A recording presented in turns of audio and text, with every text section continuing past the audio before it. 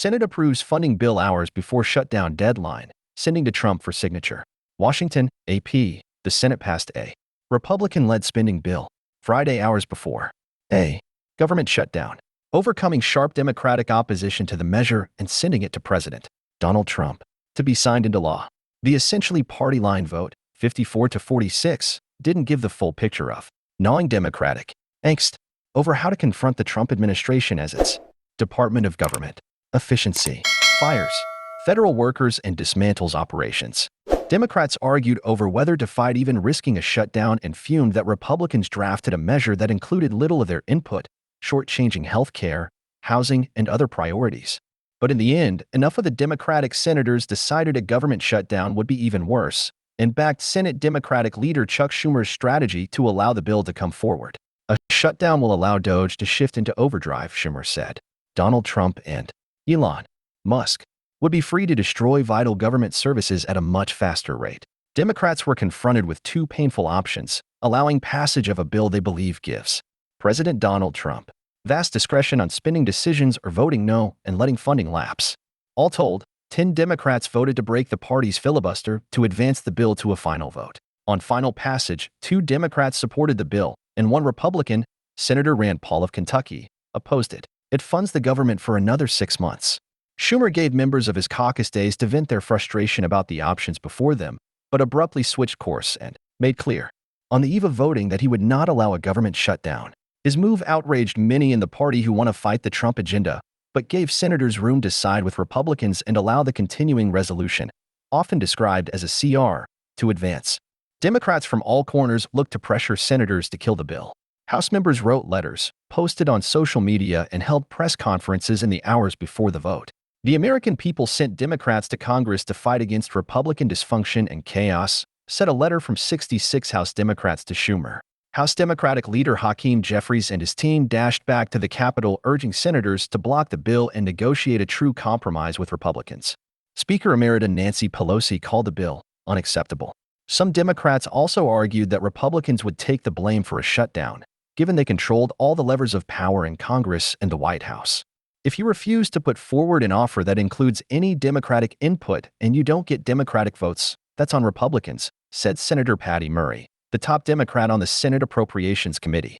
In contrast, Schumer picked up one unexpected nod of support from Trump himself, who just a day earlier was gearing up to blame Democrats for any shutdown. Congratulations to Chuck Schumer for doing the right thing. Took guts and courage, the president posted on his social media account. Congress has been unable to pass the annual appropriations bills designed to fund the government, so they've resorted to passing short-term extensions instead. The legislation before the Senate is the third such continuing resolution for the current fiscal year, now nearly half over.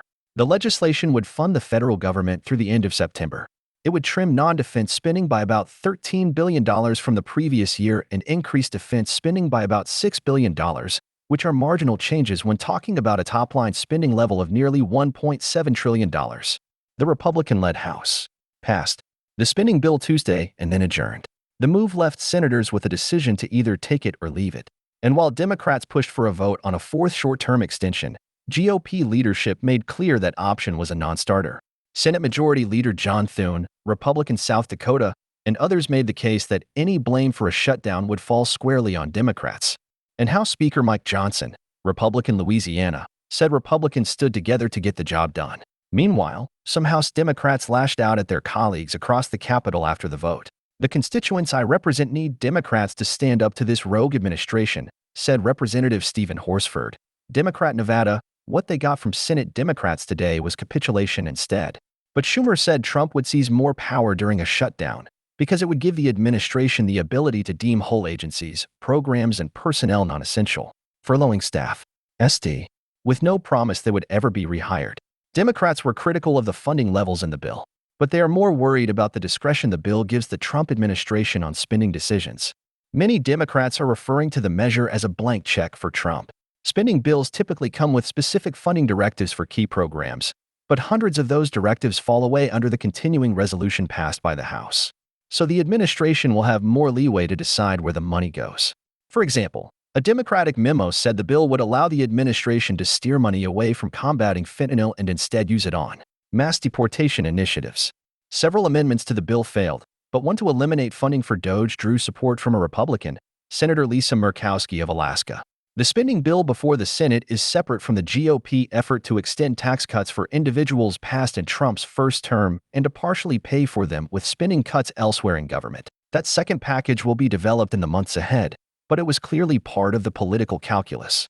You're looking at a 1-2 punch, a very bad CR, then a reconciliation bill coming down, which will be the final kick in the teeth for the American people, said Senator Bernie Sanders, IFT. Senator Tom Cotton, Republican Arkansas, said the Democratic arguments for voting against the bill were hypocritical because they were essentially calling for shutting down the government to protect the government. Democrats are fighting to withhold the paychecks of air traffic controllers, our troops, federal custodial staff, Cotton said. They can't be serious. Senators also unanimously approved a separate bill to fix an unexpected provision in the package that would require the District of Columbia to revert to 2024 budget levels, a cut of some $1.1 billion. Even though the district raises most of its own money, that bill, which now goes to House, would allow spending at 2025 levels.